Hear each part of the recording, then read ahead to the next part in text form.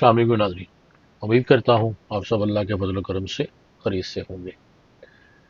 حقائق رومی کا سلسلہ دوبارہ شروع کرتے ہیں، اور آج جو حقائق پیش کر رہا ہوں مولانا روم کی، اس کا نام ہے امتحان وفا۔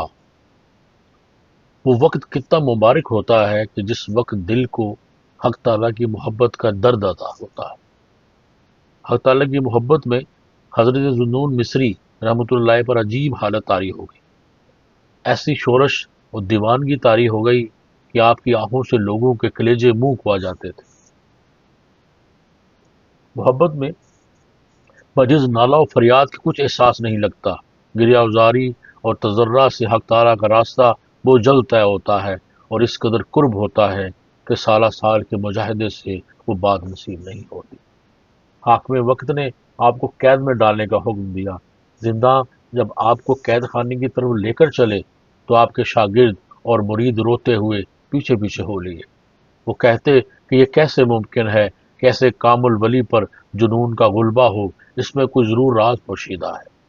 جب آپ کو قید خانہ میں ڈال کر دروازہ بند کر دیا گیا تو دوست احباب نے غور و فکر شروع کیا کہ آخر کیا ماجرا ہے، اتنا بڑا شیخ قید خانے میں محصور کر دیا گیا۔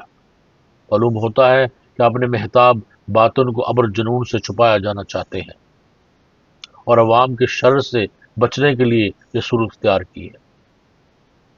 ایسی عقل و خرد سے پناہ ذوالنون مصری مرغ عشق و عرفان کی دولت کو جنون سمجھے۔ آخرکار ان سب نے زندان کی سلاخوں کے قریب آ کر عرض کیا کہ حضور، ہم سب آپ کے چاہنے والے ہیں، آپ کے معتقد اور جانثار ہیں، آپ کی مزاج پرسی کے لیے حاضر ہوئے ہیں، اور حیران ہیں کہ کس نے آپ پر جنون کا الزام لگا دیا۔ آپ تو دریائے عقل ہیں، یہ اہل ظاہر آپ کے مقام قرب اور رفت باطن سے ناواقف ہیں، اور آپ کو مجنون اور دیوانہ سمجھتے ہیں، حالانکہ آپ تو سچے عاشق ہیں۔ ہم لوگ آپ کے سچے محب اور دوست ہیں۔ دونوں عالم میں آپ رحمت اللہ علیہ کو عزیز رکھتے ہیں۔ برائے کرم ہم پر اس راز کا انکشاف فرما دیجیے۔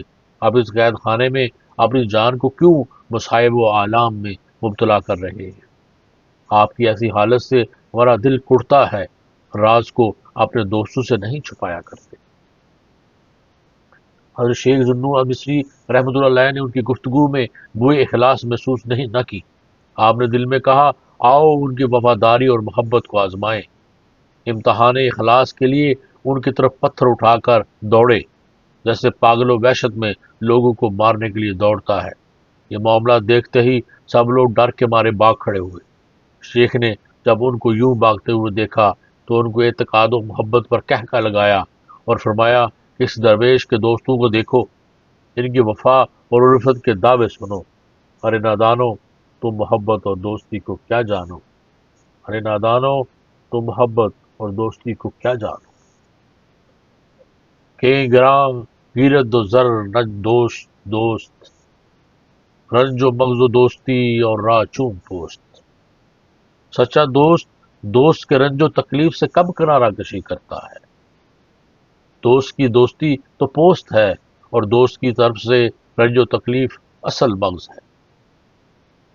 دوست ہمچو زر بلا چون آتش است، زر خالص در دل آتش خوش است۔ یعنی دوست مثل سونے کے ہے، اور بلا و مصیبت مثل آگ کے ہے۔ خالص سونا آگ کی تکلیف میں اور چمکتا ہے اور خوش ہوتا ہے، اور عاشقین خام کا یہ حال ہوتا ہے کہ تو بے یک زخم گریزانی ز عشق، تو بجز نام نمی دانی ز عشق۔ اے مخاطب، جب ایک ہی زخم سے تو عشق سے مستعفی ہو گیا اور راہ فرار اختیار کر لی، تو معلوم ہوا کہ تجھے ابھی عشق کی ہوا بھی نہیں لگی، تو نے صرف عشق کا نام سن رکھا ہے، بس محبت کا راستہ آسان نہیں۔ جو حادثے یہ جہاں میرے نام کرتا ہے، جو حادثے یہ جہاں میرے نام کرتا ہے، میرا شعور انہیں نظر جام کرتا ہے۔ فقیہ شہر نے تہمت لگائی صوفی پر، یہ شخص درد کی دولت کو عام کرتا ہے۔ تو اس حقائق سے ہمیں یہ درس حیات ہمارے لیے یہ ہے کہ جو مصیبت میں کام نہ آئے وہ دوست نہیں ہوتا۔ اجازت دیجیے، پھر انشاءاللہ اگلی کسی حقائق کے ساتھ حاضر خدمت ہوں گا۔ اپنا بہت خیال رکھیے اور اللہ حافظ۔